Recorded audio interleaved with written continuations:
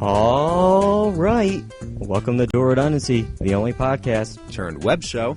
turned ICTV show, Turned blog. turned back to a podcast where you can hear all the latest in television and entertainment news with two hosts with exactly the same opinions. I'm one of those hosts, David Allen, and the other one is... Mike Ladue. I am the Spock to your Chekhov, Dave. Oh, I see what you did there. See what I Doing did there? a little Star Trek, but actually this is a Breaking Bad podcast, but in the end, I think it all goes back to Star Trek, doesn't it, Mike? I think it does. Is that the answer to the universe? Yeah, I have the spec script all written out. I just have to... I have the script already. I just have to write it. Yeah. That was my favorite line of the episode, I think. Definitely. Whoa! So here we are, Mike. I can't believe it. We're beamed in like Spock would to. I don't watch Star Trek, so I can't I really didn't follow a word. Something about blueberry pie or boysenberry schnozberry out of something. The blueberries taste like strawberries, or. Wow, you butchered that. Yeah. That's okay. I forgive you. It's a little rough, Mike, because we've been away for this for a long time here. No, I haven't seen you. Yeah, we're actually 3,042 miles away from each other. I just made up that number. It's pretty far. We're hoping technology won't plague us here with this Breaking Bad podcast. We had to come back, Back to the Future here. No, and not that. I had to say it, and I know. we're going to review these last 8 episodes of Breaking Bad. We came out of retirement. We've been picked up. Yeah, Lydia showed up at our car wash and was like, "We only have 68% good podcasts. We would like a better one." And we were like, "Okay." All right, so we'll bring it up to 69, hopefully. At least. At least. Yeah, so hopefully in the next 8 weeks, as these last episodes wind down, each week we will bring a little recap where we're going to dissect the episode. We're going to talk bad. Legally we cannot use the words talking bad. We could say talk bad, but we can't. We can talking mean, but we can't put talking bad together here. I don't even know. Can we say talking? No, we can't even probably talk about Breaking Bad. Actually, I think. Can we call it bad podcast? That's what a lot of people already call this, Mike. Okay. On that note, we should probably just jump right in on this, and we'll start off with our episode here, 509, Blood Money. I mean, I want to call it 601 if that's okay. I feel like after all this time, you can't just tack it on to 5. To me, that's kind of annoying. The OCD in me feels like it's a new season; it should have a new number. I agree with you on that, but I might have to, for the sake of dual redundancy, I think our 4th season only had 2 episodes last semester, so I might call this 403 because I think these. Wow. Yeah, I think I might have to start tacking on because we need all the numbers we can get. It's the fiscal year, probably, right? Is that what we go by? I think that's what Dual goes by. I don't know what it goes for tax purposes. For the record, though, just real quick, I believe it's almost our 2-year anniversary of starting this. I remember it was August here. So this is pretty crazy that it's been 2 years of dual redundancy almost. I'm going to get you a plate of bacon and eggs with a 2 in bacon written on it. I mean, you start this now, Mike. When we get to 50, you better have enough bacon to cover the plate here. No. I won't do that. All right. Sorry. That's okay. So we started off the episode with another flash forward to when Walt is actually 52. Yeah, it's I don't know about you, year. but I'm feeling 52.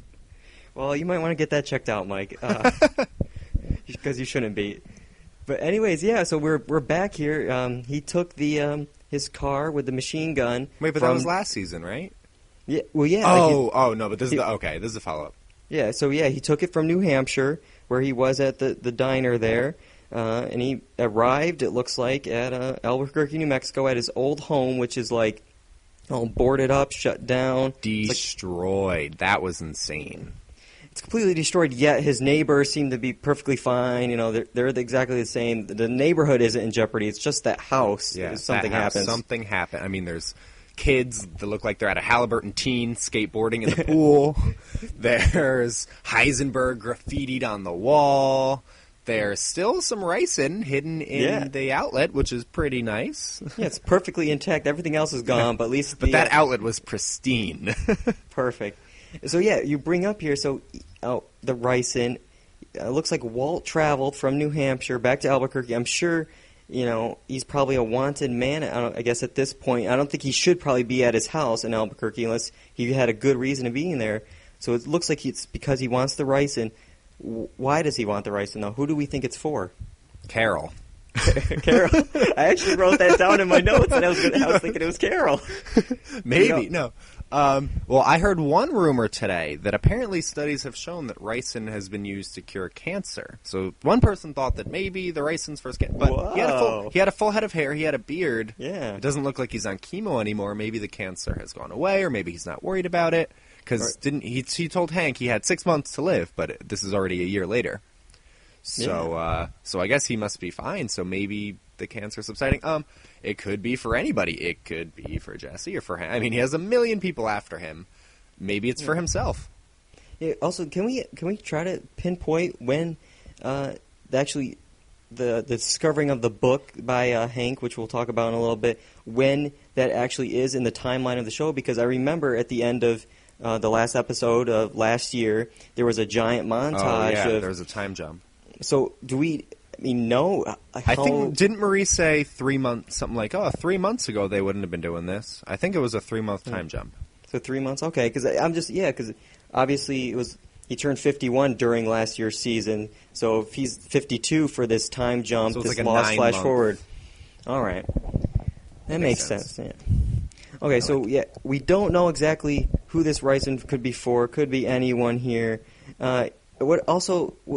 Do we know anything about this machine gun that he has just stowed away as well? Like maybe at first I thought the ricin's just going to be used for, maybe take out Hank or, Jesse. Maybe Jesse's starting to talk, still in Albuquerque. But if you need a machine gun, you got a lot of enemies to take care of here. Yeah, I mean, I don't know. Maybe Lydia Six, her, white power gang or what's his name? Todd's white power family comes after him. I don't know. I feel like Walt has not made many friends. No. So maybe Jesse gets Badger and Skinny Pete to form a little mini army to go against him. I feel like it has to be Jesse. I feel like if I were writing the story, it would have to end in a face-off of Walt and Jesse. And I have a theory towards other things that I saw. That's not my theory. I saw it online, but we'll get there later. But I feel like that's what it has to be leading to, this final showdown, countdown, whatever. Yeah, I mean, I was going to bring this up later, but it's like a good transition to talk about it with Jesse. When Jesse is on the couch with Walter, talking about giving the money to Mike Hermantraut's granddaughter, because he thinks that Mike won't be able to take care of him, and Walt's like, well, why is that? And I mean, obviously Walt knows good and well because he killed Mike, why Mike can't take care of his granddaughter. But Jesse says, I think Mike is dead, and obviously he's really upset about that, and I think.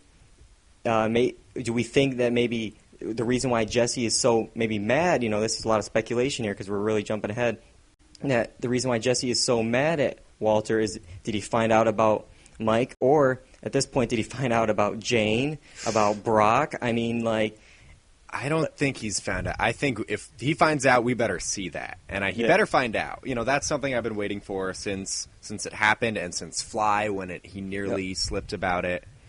I really think – I don't think Jesse knows yet, but I think he's on to him, but he doesn't know it stretches to Jane. Well, what I meant by that was I should have been more clear with for the flash forward. With the flash forward, I think maybe that's the reason why this showdown, this face-off, as you were saying, is going to take place is in this 9-month span or whatever it's been, that he's found out at that point at least one of the three or two of the three that he's done this. And I think, I mean, if you just tell him that one of those people that Walter killed or tried to kill, he did, I can't even imagine how mad Jesse's going to be if he finds out about all two or all three or both of them. It's going to be. It'll have to come out. It has to. Vince Gilligan wouldn't just leave that hanging. I have enough faith in him to know that Walt's pride is going to come out. He's somehow going to mention something and slip, and Jesse's just going to go crazy. Yeah. So, look at that. Speaking of Walt's pride here, this goes. The big thing that everyone was going to talk about, I think, at this premiere, the thing everyone wanted to know was what Hank was going to do because of, finding the book. Walt's pride, thinking he can have a piece of pretty much evidence that could link him to Heisenberg, to Gale's death, in the bathroom. When Hank finds that book and we see his reaction tonight, what do you think, Mike? You like what the writers are going to maybe do to this, how they handled the reaction of Hank? I think they handled it really well. I think they handled it honestly to the character, because for him to have that panic attack is kind of like what happened with the turtle. He has a history of PTSD and different, anxiety disorders, it looks like. So I feel like that's completely honest to what happened, and I think he played it off well.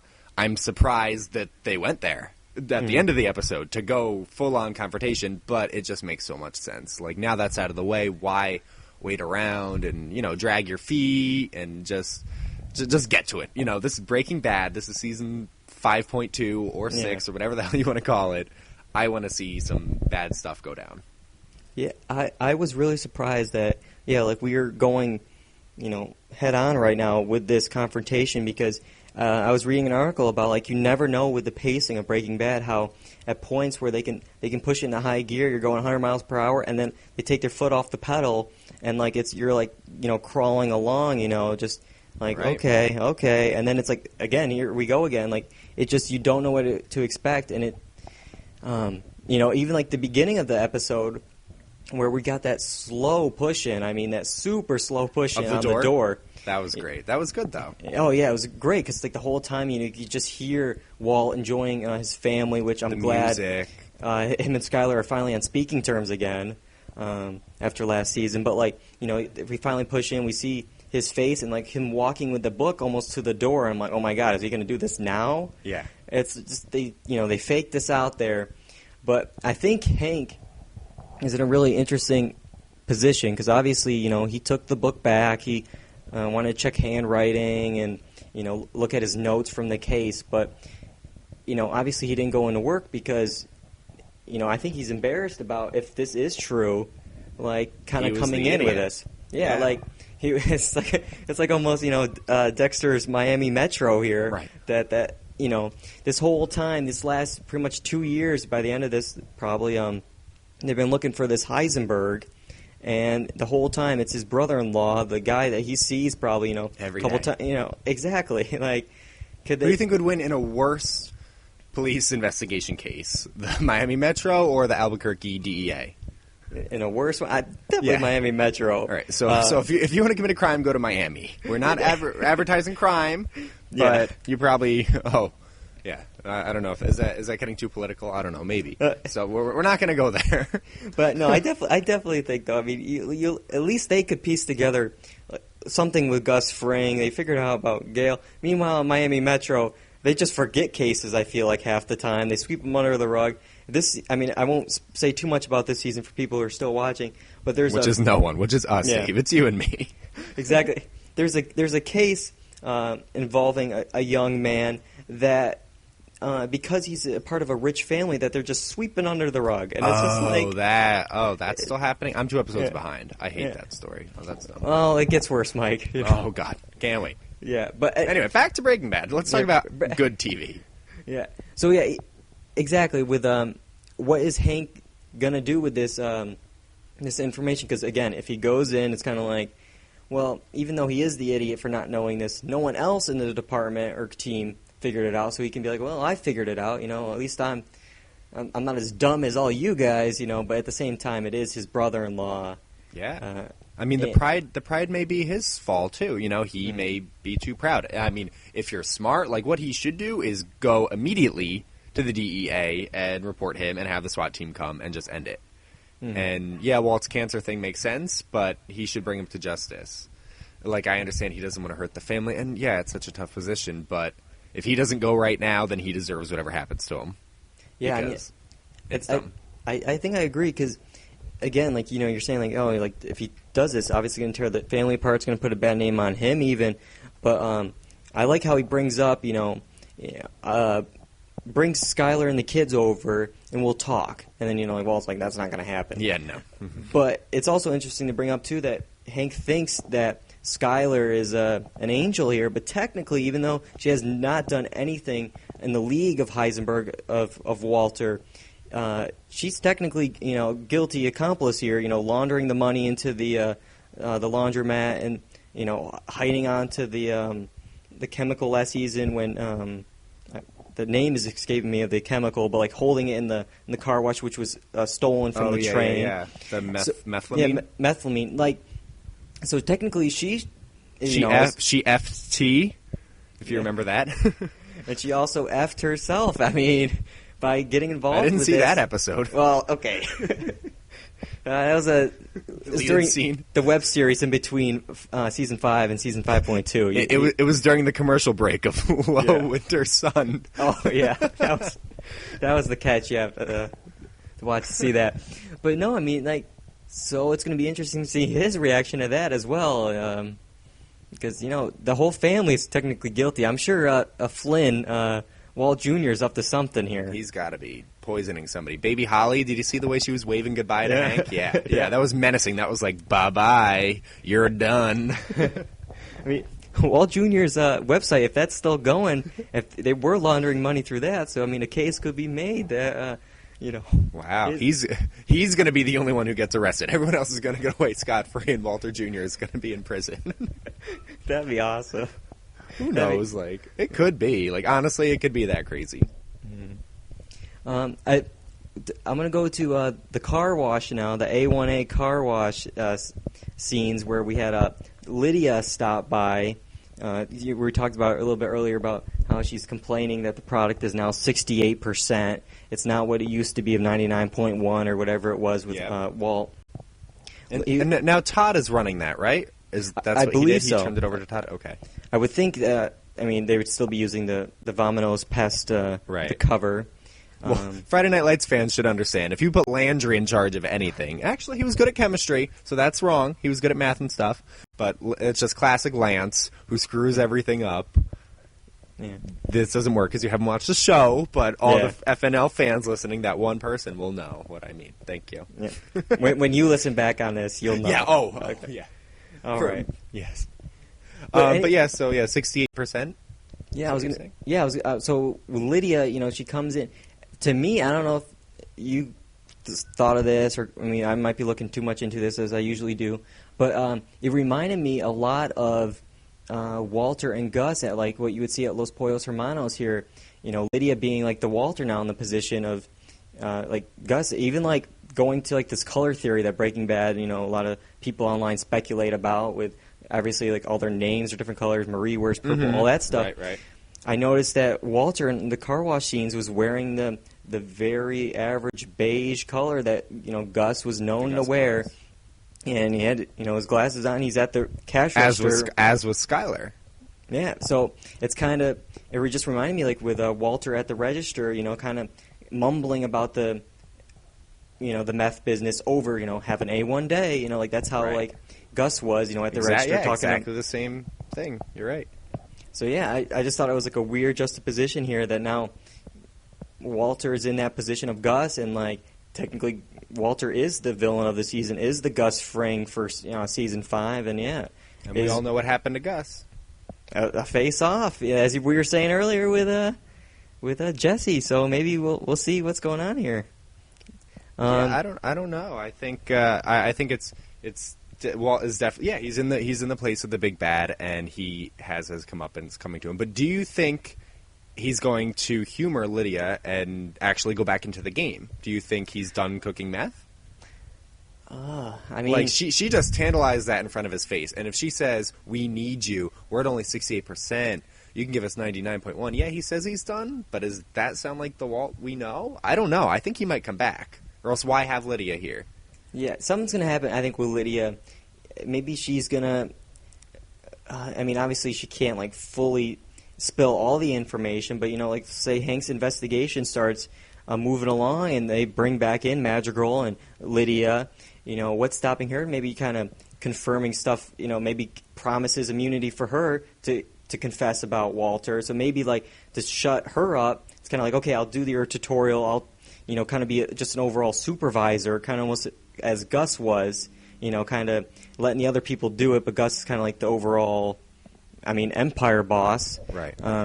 So yeah, he might have to come back, just keep the employees happy and to make sure his butt isn't behind bars. Which, well, we know it won't be. We've seen from the flash forwards. Which, I mean, as we talked about earlier, I just went like the only thing I can figure out from the flash forwards, sounds plausible, is maybe Saul giving the witness protection program or the new identity that he promised in season 4. Maybe that's why he's in New Hampshire. Like the whole family is now there. Maybe that's the only thing I could think of. I read an interesting theory on, I think it was BuzzFeed that I saw, so I'm not trying to take credit for this, but I saw someone post something about how Walt always takes on characteristics of the people he kills. Oh, yeah, I saw that. Did you see that? Yeah, so one is like, after he killed, I think it was Tuco or Crazy 8 or something, who always cut the crust off a sandwich. Walt started doing that. And then there was something with Gus.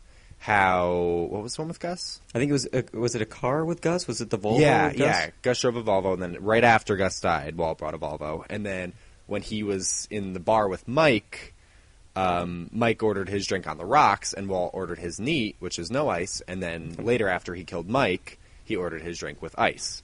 And so finally, these are all people that Walt has killed. And so they think it has to do with the fixing of the bacon on his plate at the diner. Oh, yeah. Which means that Skyler, who always did that for him, so perhaps he's taken on, and I guess the last name on his license, his fake ID, was Skyler's maiden name. So they think that he's taken on some Skyler characteristics, so maybe by this point Skyler is already dead. Oh, no, say it. So... I know, right? As long as Walt Jr. can get out of this unscathed, I just hope they all come home to the Walter White house. Every single body is dead. Walt's on the ground. Jesse's on the ground. Saul. Everyone is dead. Except Walt. Yeah, every character we've ever met in Breaking Bad, except for Walt Jr. comes in, just like, hey, Dad, I'm home. Just just looking around.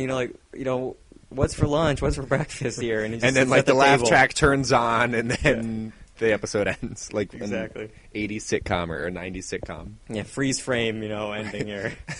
Da, da, da, da, da. Yeah, it's like a Usual Suspects where he takes off his arm braces and he can walk fine, and he's been the drug king this entire time. Yeah.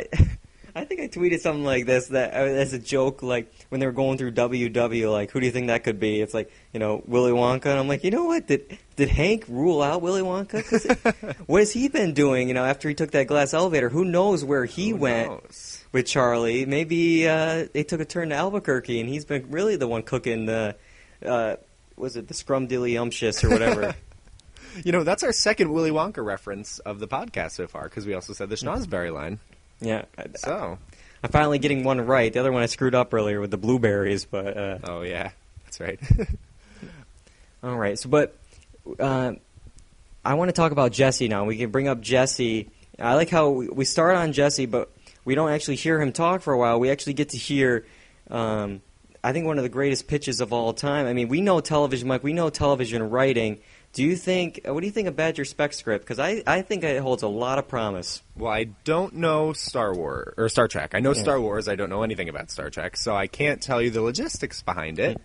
Neither can I, but it sounded fascinating. It sounded wonderful. I mean, I don't know if they had a lot of pie eating contest episodes of Star Trek, so I don't know how ridiculous of an idea that is. I mean, it might have been a good New Girl episode of the pie eating contest or something like that. But I mean, he was a great pitchman, and maybe they'll have a scene on that AMC reality show, The Pitch. Maybe they're going to put the guy who plays Badger on there. I thought it was great. I loved, how they were just dealing with the monotony of these two idiots, and Jesse is just, wallowing in his misery. And I want to give credit to Bryan Cranston, who directed the episode, who had a lot of great moments like that. I think it was well directed for the most part. And one thing I didn't like, though, did Aaron Paul gain a lot of weight? Because his face looked really round. That's all it's the reason I gave the episode an A- instead of an A, was because of Aaron Paul's face. Well, I was going to say, I don't know. Maybe he had too much pie himself. I don't know if that's where he got the idea from Badger. They all had too much pie one night, and that's how it started gaining on his face. I don't know. I feel like it was, I don't know if it was an artistic choice as to show that, over these 3 months he hasn't been doing anything. He's just been sitting around eating pizza. Okay. Where, I don't know, Anna Gunn looks really good. For a couple seasons, she, she gained a lot of weight, and now she has lost it all, and she looks, really, really great. But Aaron, I just noticed that he did not look too good, and so it really distracted me during all of the scenes. I was glad he wasn't talking there because I was getting distracted by his face. I don't know if that makes me a terrible person, but it just bugged me. I think what you're saying with Skylar makes sense though, because as you're saying, Jesse hasn't done anything for 3 months. He's depressed. He's sitting around, so he gains the weight. Go back to Skylar. She had the baby, so she obviously would have gained weight there, but also, she wasn't thrilled with Walt's situation, what he was doing, so was depressed, drinking wine, just, right. the entire bottle. And wine doesn't have any calories, though. No. But anyway, she was just, doing her own thing, not really doing much, just laying in bed, just depressed. But then once Walter's done here in these 3 months, it's the opposite effect. She's getting back into shape. She's happy now. The family's together. Everything's good. So right, and she's dealing with where to put the air fresheners for the cars. You're not going to put pine next to mango or whatever the heck he was saying. Yeah, I think it was like salmon or something. It was something. I like how that's his big project now. He goes from bringing the kingpin of crystal meth in the Southwest to rearranging air fresheners at a car wash. Again, the writing there, it almost seems like a banality of the episode, oh, this is terrible writing, they're talking about nothing, but it serves a higher purpose. It's to show how mediocre his life has become, and I think it may foreshadow, he really wants to get into some heavier business. Mm-hmm. But yeah, so as we were saying with Jesse, he's sitting around until he brings out the duffel bags of cash, the $5 million pretty much, and he goes to Saul Goodman's office. We finally get to see some Saul again. And it looks like he wants to give the money to Mike's granddaughter, as we said, and right. the boy that Todd shot in the desert on the dirt bike. Drew or something? I believe it was Drew. So now, I kind of, even though I see where Jesse's coming from, I actually kind of agree with Saul in the fact that, even though it'd be obviously to pay those families back and, to take care of them, especially through all the hardships they've done. But at the same time, it's going to raise a lot of flags, right. Put a huge target on both of them. And, as you were saying, the family wants their kid. $2.5 million, sure, it's nice for anyone, but, I don't think they're going to be just as sad because they're going to be like, wait a minute, where's this money coming from? It's going to make them even more depressed, I feel like. So yeah. And I think that, goes to say a lot about Jesse, too. He got all this money, and it's not making him happy. And I feel like he thinks, oh, maybe I can give all this money to them and it'll make them happy. And Saul tells him, no, it won't. And now he's just, he's got all the money in the world, nothing to do with it. And he's not happy. And he lost Jane, and he lost, the kid, and he lost his family. And he really has nothing. And all, money can't buy you happiness. It's the old adage, maybe that's the moral of the story for Jesse. Yeah, I love the scenes of him as pretty much Robin Hood, just throwing it out, just passing it out to anyone who is going to take it. Too bad he can't find me up here in Los Angeles because I could definitely use a stack or two of that at this point. But exactly. I would not ask any questions. I would raise no red flags. I would take the money and run. Exactly. I think we're almost at the end here. The last scene, pretty much, Walt figures out the book is gone. He finds a tracker on his car, and he comes up to confront Hank in the garage. So when Hank started bringing down the garage door, what did you think, Mike? Were you expecting the showdown already that soon? I stood up. I could not believe how awesome that was. When I have chills now, just thinking about it. I guess I knew that each of them knew that the other one knew, and yeah, I can't say I was that shocked just because, I expect the unexpected when I watch the show. I'm always expecting things to go crazy and for people to blow up and for, bad stuff to happen. But it just Dean Norris's face the entire episode was just perfect. Like, he was MVP of this episode, I think. Oh, definitely. And he did a great job of, playing that really controlled. Every single emotion you could imagine was on his face right there, and I wish he had beaten Walt up a little bit more, but then that would have raised more questions, and so I don't know. Now he lost his element of surprise. He could have just beaten him up and then gotten rid of him, and I wish he had. But I mean, I don't wish he had, because then the show would be over. Yeah. But for his sake, because I think he's a dead man walking. I think they all are, but I don't want to see bad things happen to Hank. Yeah, they just need to tread lightly around Heisenberg here. But speaking of Hank, as you were saying, I think I'm going to give him. I'm going to start calling it the Jennifer Carpenter Award, where in season 1, it's like a one-dimensional, just like terrible acting. Like, I mean, maybe not terrible, but just not. It's not good. Like, not on par. I did not like Jennifer Carpenter as Deb in the show Dexter during season 1. I agree. Mm-hmm. Yeah, and I agree the same thing with Dean. He's a caricature more than a character. Mm-hmm. But by this last season for pretty much both shows, they are the MVP now. They stepped it up. So I'm giving them like the most improved, the Jennifer Carpenter Award. Congratulations. That's no Emmy, but it's something here. I mean, who knows? Maybe next year Dean could walk away with an Emmy. We'll see how the rest of the season goes. I'm sure Aaron will get some great material. But I think... Can we talk about Emmys really quick? How do you think Breaking Bad's going to do? Do you think a lot of people are predicting it to win Best Series this year? I remember the first time I watched season 5. Like, I mean, I definitely liked it.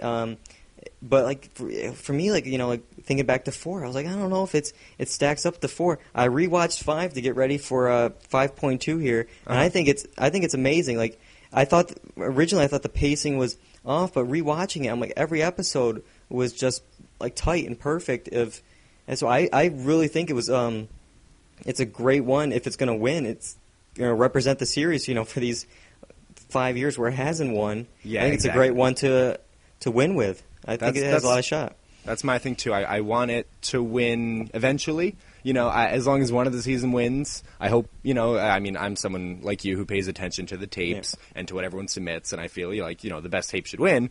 But if Breaking Bad doesn't have the best tapes, I still want it to win to make up for all those times it didn't win. I do not want to see Homeland win again, even though they have some really good tapes. They submitted all of their really good episodes.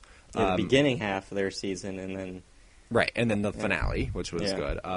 Downton Abbey's a joke. I don't think it. Well, I don't think it should win. Obviously, I mean, Game of Thrones was great, but I don't know if it will pull it off. And then Mad Men had a great season, but I don't know. I really do hope it's Breaking Bad. I hope Brian goes in again.